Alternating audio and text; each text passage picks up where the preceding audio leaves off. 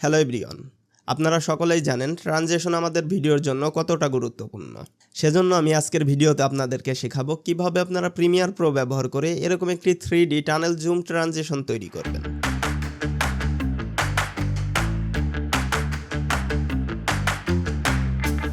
তাই কথা না বাড়িয়ে চলে যাওয়া যাক প্রিমিয়ার প্রোতে। তো চলে আসলাম প্রিমিয়ার প্রোতে।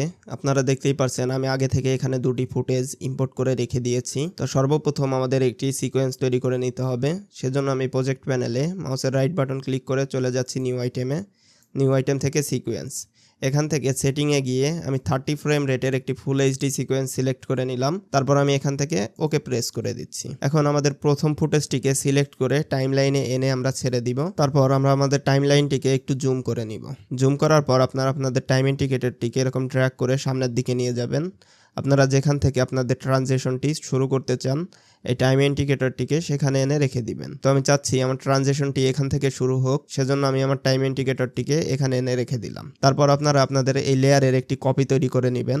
লেয়ারটির কপি তৈরি করার জন্য আপনারা এই লেয়ারটিকে সিলেক্ট করবেন। তারপর কিবোর্ড থেকে অল্ট বাটন ধরে রেখে এটিকে উপরের দিকে এভাবে ড্র্যাগ করবেন। ড্র্যাগ করার পর আপনারা এই উপরের লেয়ারটিকে সিলেক্ট করবেন। সিলেক্ট করে মাউসের রাইট বাটন ক্লিক করে এখান থেকে অ্যাড ফ্রেম হোল্ড এখানে ক্লিক করে দিবেন। তাহলে আপনারা দেখতে পাবেন আপনাদের যে উপরের লেয়ারটি আছে সেটি এখান থেকে স্প্লিট হয়ে গেছে এবং এর যে পরের অংশটি আছে এটি কিন্তু হোল্ড হয়ে গেছে। তো এখন আপনারা এই লেয়ারের প্রথম অংশটিকে সিলেক্ট করে ডিলিট করে দিবেন। ডিলিট করার পর আপনারা এই উপরের এই লেয়ারটিকে একটু বড় করে নেবেন। তো আমি এভাবে ড্র্যাগ করে এটিকে বড় করে নিলাম। বড় করা হয়ে গেলে আপনারা টাইমলাইনের এখানে এসে মাউসের রাইট বাটন ক্লিক করবেন। তারপর এখানে দেখতে পাবেন অ্যাড ট্র্যাকস নামে একটি অপশন আছে, এখানে আপনারা ক্লিক করে দিবেন। তারপর এর অ্যামাউন্টে আপনারা লিখে দিবেন 5 এবং ইন্টার প্রেস করে দিবেন। এখন যদি আপনারা এখান থেকে এই টাইম ইন্ডিকেটরটিকে একটু বড় করেন তাহলে দেখতে পাবেন এখানে কিন্তু আরো অনেকগুলা ট্র্যাকস। এখন আমি আমার এই লেয়ারটিকে ধরে ড্র্যাগ করে একদম উপরের ট্র্যাকে এনে রেখে দিচ্ছি। তারপর আমি এই লেয়ারটিকে সিলেক্ট করা অবস্থায় চলে যাচ্ছি ইফেক্ট কন্ট্রোলসে। এখানে এসে অপাসিটি থেকে ইলিপস মাস্ক এটিকে আমি সিলেক্ট করে নিচ্ছি এবং এর মাস্ক ফেদার আমি করে দিচ্ছি 0% এবং মাস্ক এক্সপেনশন এটির ভ্যালু আমি করে দিচ্ছি 200। তারপর চলে যাচ্ছি আমি প্রোগ্রাম মনিটরে। তো আমি এই ঘড়িটির এখানে আমার ট্রানজিশনটি তৈরি করব, সেজন্য আমি আমার এই ঘড়িটিকে মাস্ক করে নিচ্ছি। তো আমি এভাবে এটিকে সিলেক্ট করছি যাতে ভালো মতো এটিকে সিলেক্ট করা যায়, সেজন্য আমি একটু জুম ইন করে নিলাম। সিলেক্ট করা হয়ে গেলে আপনারা আবারও ইফেক্ট কন্ট্রোলসে এসে মাস্কে গিয়ে এর মাস্ক এক্সপেনশন করে দিবেন 0%। তারপর টাইমলাইনে এসে আপনারা এই লেয়ারের একটি ডুপ্লিকেট কপি করে নেবেন। ডুপ্লিকেট করার জন্য আমি কিবোর্ড থেকে অল্ট প্রেস করে ধরে রেখে এই লেয়ারটিকে উপরের দিকে ড্র্যাগ করছি। তো এখানে আমার আরেকটি লেয়ার তৈরি হয়ে গেছে। তো এই লেয়ারটিকে সিলেক্ট করে আমি চলে যাব ইফেক্ট কন্ট্রোলসে। এখানে এসে যে অপাসিটি আছে অপাসিটিতে গিয়ে মাস্ক অপশনের ভিতরে আমি ইনভার্ট নামে একটি অপশন দেখতে পাচ্ছি, এখানে আমি ক্লিক করে দিচ্ছি। তারপর টাইমলাইনে এসে আমাদের একদম নিচে যে লেয়ারটি আছে এই লেয়ারটিকে সিলেক্ট করে কিবোর্ড থেকে সি প্রেস করব, এতে করে আমাদের রেজার টুলটি সিলেক্ট হয়ে গেল। তারপর এই টাইম ইন্ডিকেটরটি যেখানে আছে এখানে আমরা একটি কাট করে নিব। তারপর আমরা এর পরের অংশটুকুও সিলেক্ট করে ডিলিট করে দিব। ডিলিট করা হয়ে গেলে আমরা টাইমলাইনের উপরে গিয়ে আমাদের যে এখানে দুটি লেয়ার আছে এর নিচের লেয়ারটিকে সিলেক্ট করব এবং এটির কালার আমরা চেঞ্জ করে দিব। কালার চেঞ্জ করার জন্য আমি মাউসের রাইট বাটন ক্লিক করে এখান থেকে লেভেলে যাচ্ছি। তারপর এখান থেকে আপনারা যে কোনো একটি কালার সিলেক্ট করে দিবেন। কালার সিলেক্ট করা হয়ে গেলে আপনারা এই লেয়ারটির আই বাটন অফ করে দিবেন। আই বাটন অফ করার পর এর উপরের যে লেয়ারটি আছে এটির আপনারা একটি ডুপ্লিকেট কপি করে নেবেন। মাথায় রাখবেন এবার ডুপ্লিকেট করার সময় আমরা এটিকে নিচে রাখবো, সেজন্য আমি এই লেয়ারটিকে সিলেক্ট করে কিবোর্ড থেকে অল্ট প্রেস করে ধরে রেখে এরকম নিচের দিকে ড্র্যাগ করে এনে ছেড়ে দিলাম। তারপর এই নিচের এই লেয়ারটিকে সিলেক্ট করে আমি চলে যাচ্ছি ইফেক্ট কন্ট্রোলসে। ইফেক্ট কন্ট্রোলসে এসে এর সাইজ আমি একটু কমিয়ে দিচ্ছি। তো আপনারা প্রোগ্রাম মনিটরে দেখতে পাবেন যে আপনাদের এখানে এরকম একটি শেপ হয়ে গেছে। তারপর আবারও আপনারা এই লেয়ারটিকে ডুপ্লিকেট করে নেবেন। ডুপ্লিকেট করার পর এই নিচের লেয়ারটিকে সিলেক্ট করে আবারও চলে যাবেন ইফেক্ট কন্ট্রোলসে। এখানে এসে আপনারা আবারও এর স্কেলের ভ্যালু কমিয়ে দিবেন। ঠিক একইভাবে আপনারা আরেকটি লেয়ার ডুপ্লিকেট করবেন। ডুপ্লিকেট করার পর এই নিচের লেয়ারটিকে সিলেক্ট করে আবারও চলে যাবেন ইফেক্ট কন্ট্রোলে। এখানে এসে এর সাইজ আপনারা আবারও কমিয়ে দিবেন। তো আমি আবারও এটিকে ডুপ্লিকেট করে নিচ্ছি। ডুপ্লিকেট করার পর আমি এই লেয়ারটিকে সিলেক্ট করে আবারও চলে যাচ্ছি ইফেক্ট কন্ট্রোলসে। এখানে এসে আমি আবারও এর সাইজ একটু কমিয়ে দিচ্ছি। এখন আপনারা টাইমলাইনে গিয়ে আপনারা যে লেয়ারটির কালার চেঞ্জ করেছিলেন এই লেয়ারটিকে সিলেক্ট করবেন। তারপর এর আই বাটনটি আপনারা অন করে দিবেন। তারপর এই লেয়ারটি সিলেক্ট থাকা অবস্থায় আপনারা চলে যাবেন ইফেক্ট কন্ট্রোলসে।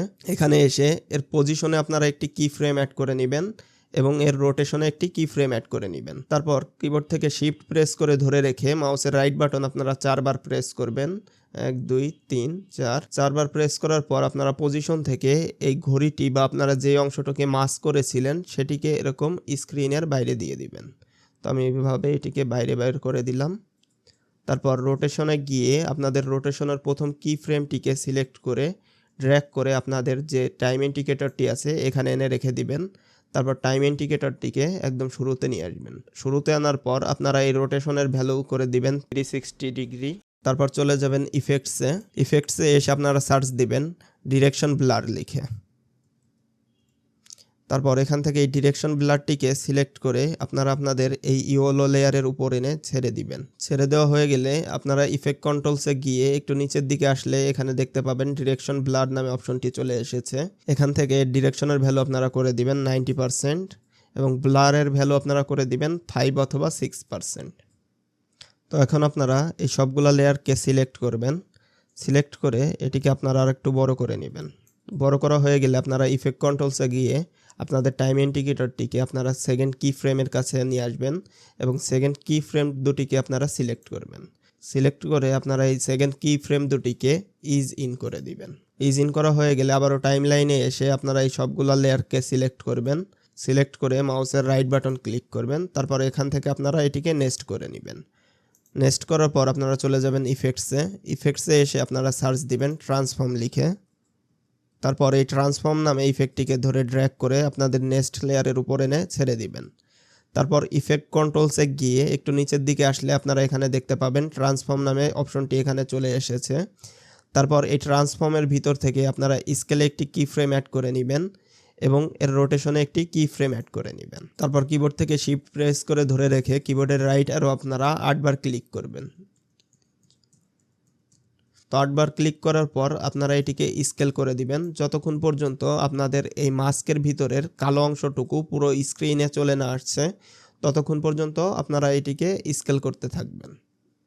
তো ফুল স্ক্রিনটি কালো হয়ে গেলে আপনারা রোটেশনে এসে রোটেশনের যে প্রথম কি ফ্রেমটি আছে এটিকে সিলেক্ট করে ড্র্যাগ করে আপনাদের টাইম ইন্ডিকেটরের কাছে এনে রেখে দিবেন। তারপর আপনারা আপনাদের টাইম ইন্ডিকেটরটিকে ধরে ড্র্যাগ করে এই প্রথম কি ফ্রেমের কাছে নিয়ে আসবেন। তারপর এই রোটেশনের ভ্যালু আপনারা করে দিবেন 360 ডিগ্রি। তারপর একটু নিচের দিকে চলে আসবেন। নিচের দিকে আসার পর আপনারা এখানে দেখতে পাবেন ইউজ কম্পোজিশন, এটিকে আপনারা আনচেক করে দিবেন এবং শাটার অ্যাঙ্গেলের ভ্যালু আপনারা করে দিবেন 200 করার পর আপনারা এই প্রথম দুটি কি ফ্রেমকে এভাবে সিলেক্ট করবেন।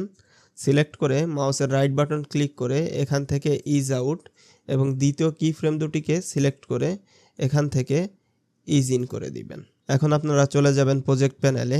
এখান থেকে আপনাদের দ্বিতীয় ফুটেজটিকে সিলেক্ট করে আপনারা টাইমলাইনে এনে এভাবে প্লেস করে দিবেন। তারপর টাইম ইন্ডিকেটরটিকে আপনারা এই ট্রানজিশনের প্রথমে নিয়ে আসবেন এবং এখানে এনে আপনারা ইন পয়েন্ট সেট করবেন। তারপর এখানে আপনারা যে রেড বারটি দেখতে পাচ্ছেন এর শেষে টাইম ইন্ডিকেটরটিকে নিয়ে যাবেন। তারপর এখানে আপনারা ও প্রেস করে দিবেন, এতে করে আপনাদের আউট পয়েন্ট সিলেক্ট হয়ে যাবে। তারপর কিবোর্ড থেকে ইন্টার প্রেস করে দিবেন। ইন্টার প্রেস করলে আপনাদের ভিডিওটি রেন্ডার হওয়া শুরু হয়ে যাবে। তো রেন্ডার হয়ে গেলে আপনারা টাইম ইন্ডিকেটরটিকে এরকম পিছনের দিকে নিয়ে আসবেন। এনে আপনারা দেখবেন যে কোথায় আপনাদের এই জুমটি শেষ হচ্ছে। তো এখানে আমার জুমটি শেষ হচ্ছে। তো আমি টাইম ইন্ডিকেটরটিকে এখানে রেখে কিবোর্ড থেকে সি প্রেস করছি। তারপর আমার এখান থেকে রেজার টুল দিয়ে আমি এই লেয়ারটিকে ট্রিম করে নিচ্ছি। ট্রিম করার পর আমি এই নেক্সট লেয়ারের পরের অংশটুকুকে সিলেক্ট করছি। তারপর এখান থেকে আমি এটিকে ডিলিট করে দিচ্ছি। ডিলিট করার পর আপনারা যদি এটিকে প্লে করেন তো দেখতে পাবেন আপনাদের এখানে সুন্দর একটি ট্রানজিশন তৈরি হয়ে গেছে। আশা করি সকলেই বুঝতে পেরেছেন কিভাবে প্রিমিয়ার প্রো ব্যবহার করে এরকম একটি 3D টানেল জুম ট্রানজিশন তৈরি করা যায়। তো আপনাদের কাছে যদি ভিডিওটি ভালো লেগে থাকে তাহলে লাইক, কমেন্ট এবং শেয়ার করতে ভুলবেন না। আর আপনারা যদি এমনই আরও ভিডিও এডিটিং রিলেটেড নতুন ভিডিও পেতে চান তাহলে আমার চ্যানেলটিকে সাবস্ক্রাইব করে রাখতে পারেন।